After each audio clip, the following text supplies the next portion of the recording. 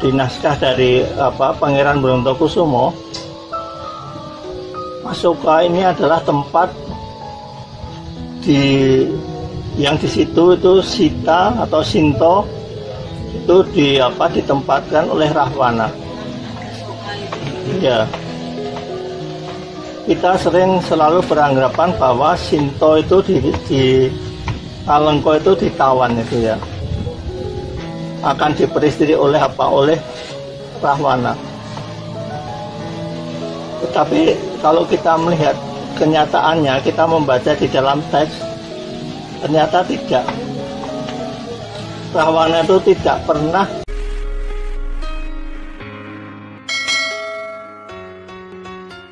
Assalamualaikum warahmatullahi wabarakatuh. Masih di season Sinau Bunga Asoka bareng Romo KRT Manujayatmaja. Simak kelanjutan pemaparan dari beliau hingga tuntas.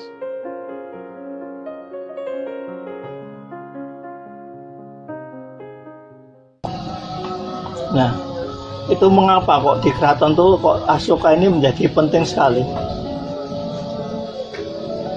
Kalau kita kembali melihat pada sumber kakawin Jawa kuno dulu, kakawin Ramayana yang kemudian nanti dilanjutkan di keraton di naskah dari Pangeran Brontokusumo, Asoka ini adalah tempat yang di situ itu Sita atau Sinto itu ditempatkan oleh Rahwana.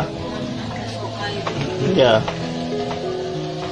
kita selalu beranggapan bahwa Sinto itu di Alengka itu ditawan itu ya, akan diperistri oleh Rahwana. Tetapi kalau kita melihat kenyataannya, kita membaca di dalam teks, ternyata tidak. Rahwana itu tidak pernah ada satu keinginan sedikit pun untuk memperistri Sita, itu tidak pernah. Dia itu sampai gila dengan Sinto karena Rahwana itu adalah dia itu pemuja Sri. Itu pemuja Sri. Dan bahkan karena demikian intensifnya dia memuja itu seperti orang gila, sampai orang gila. Maka kalau di dalam tradisi Jawa kuno, di situ ada kebaktian yang bernama Mada Bakti. Jadi itu melakukan kebaktian sampai gila. Gitu. Oleh karena itu di situ yang namanya Sita itu, Sinto itu ditempatkan di taman Asoka ini. Itu sebetulnya pada saat setiap kali Rahwana datang ke sana, itu sebetulnya Rahwana ini melakukan pemujaan pada Sinto ini. Dan itu melakukannya pemujaan ini sampai seperti orang gila. Gitu. Jadi tidak ada niat mau memperkosa, kemudian mau memperistri, itu sama sekali tidak ada. Gitu. Nah, nanti kenapa? Karena Sinta ini adalah adalah dewi pujaan dari Dasamuka ini atau Rahwana. Jadi dia itu dipuja betul itu. Karena Karena di Jawa, di Jogja ini terutama, itu adalah wilayah yang ekologinya itu adalah pertanian, yang di situ dewa tertingginya adalah putri ini. Nah, ini Sinto ini adalah dewa pujaan bagi Rahwana itu. Jadi itu adalah dewa tertinggi bagi Rahwana. Jadi nanti kalau sampai dia nanti moksa, dia akan kembali ke menyatu kembali dengan Sri itu. Ini kan betul pada waktu itu kemudian Rahwana itu mendapat anugerah dari Sinto. Itu dikatakan bahwa nanti pada saat akhir hayatmu kamu akan dipuja oleh Rama, musuhmu sendiri. Itu Jadi Dasamuka ini betul pada saat dia gugur, kemudian pembakaran jenazahnya itu pada saat itu Rama itu memuja Dasamuka ini sebagai seorang raja yang sempurna, gitu. Betul-betul sempurna. Gitu. Kenapa? Dia itu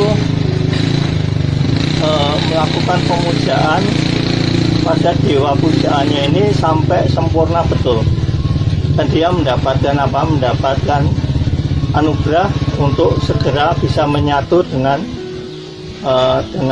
dewi pujaannya. Itu yang Kakawin berhenti sampai di situ, sampai pemujaan.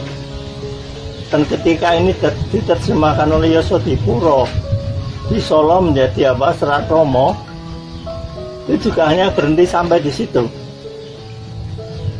Tetapi kalau yang di Jogja itu masih berlanjut.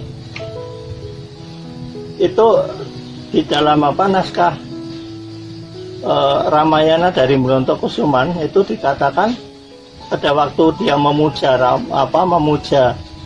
Sita itu, Sinta itu mengatakan bahwa kelak turunmu itu akan menjadi nenek moyang raja-raja Jawa. Itu ternyata itu betul. Setelah Rahwana gugur, dia mempunyai anak Indrajit. Indrajit mempunyai anak putri yang bernama Indrakumala. Indrakumala ini nanti akan menikah dengan putra Rama dan Sinta yang bernama Rama Budlawa. Dari perkawinan ini mereka mendapatkan putra yang namanya Basukunti. Basukunti kemudian mempunyai putra Kunti Bojo. Nanti Kunti Bojo akan mempunyai putra itu tiga laki-laki, satu perempuan.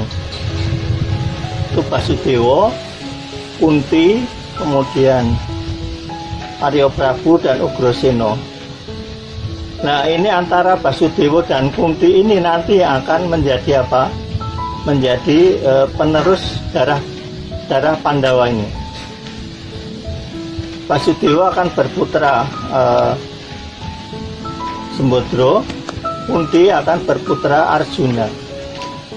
Ketika ini dinikahkan, kemudian melahirkan Abimanyu. Abimanyu menurunkan Parikesit Yudhoyono dan seterusnya sampai Raja Jawa, Raja-Raja Mataram di Jogja dan Solo ini. Jadi dari garis ibu itu Pandawa itu keturunan Dasamuka sebenarnya. Jadi raja-raja Jawa ini ada darah Dasamukanya. Jadi kalau di sini dikatakan Rahwana itu jahat, tuh yang bilang siapa? Itu tolong baca sumber primernya. Kalau orang Solo saya bisa maklum, karena apa? Karena ceritanya berhenti hanya sampai di Kakawin, seperti Kakawin Ramayana, sampai Dasamuka gugur, sudah hilang, selesai. Nah, kalau di Jogja masih berlanjut sampai menurunkan raja-raja Jawa itu. Nah, oleh karena itulah mengapa yang namanya Taman Maesoko atau Taman Asoko itu kalau di Keraton Jogja itu adalah taman yang di situ itu tempat tempat turunnya wahyu keraton, baik itu wahyu ratu maupun wahyu Baboning Ratu. Itu mengapa makanya yang namanya Kembang Asoko ini menjadi demikian penting. Itu kenapa jumlahnya 48 itu juga kita akan bisa melihat kembali pada naskah Jawa kuno yang namanya Agastya Parwa, yang di situ tuh ada putri-putri yang akan menjadi putra bakal istri suami bersuamikan Bagawan Kasyapa, dan ini akan mempunyai anak berbagai macam jenis. Maka inilah mengapa di keraton itu Asoka ini menjadi penting, karena dia bunga-bunga inilah yang akan yang akan menjadi menjadi benih dari tempat turunnya ulung yang berupa entah itu benih raja maupun benih Bagoning Ratu itu di situ. Nah, ada satu istrinya itu yang melahirkan Aruna tadi. Karena Aruna ini tidak mempunyai kaki. Kemudian kalau dia menjadi kendaraan dari Ditya. Dari Aditya itu. Dari matahari. Lalu kalau jalan naik itu naik kereta yang digeret oleh Hari.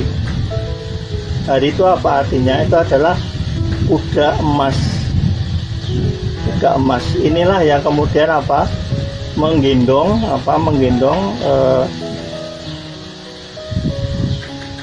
Aditya yang menaiki Aruna itu.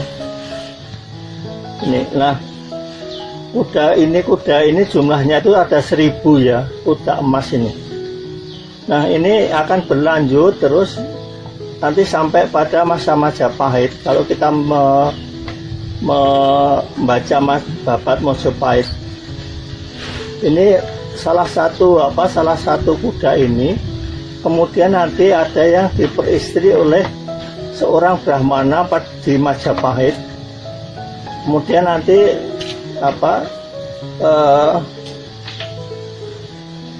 kuda ini nanti akan melahirkan seekor kuda yang luar biasa, akan menjadi penjaga kerajaan Majapahit, yang kemudian diberi nama Megantoro. Jadi inilah mengapa tokoh ini, Megantoro ini, demikian penting juga di kerajaan Majapahit, karena dia itu adalah keturunan dari Hari atau yang menggendong matahari itu. Jadi ini mengkait ya, mitologi ini kaitannya dengan dengan alam semesta ini. Tuh, makanya kenapa itu kembang Asoka ini menjadi sangat penting. Itu. Tapi mungkin yang kita lihat hari ini hanya merah, biru, kuning, itu putih.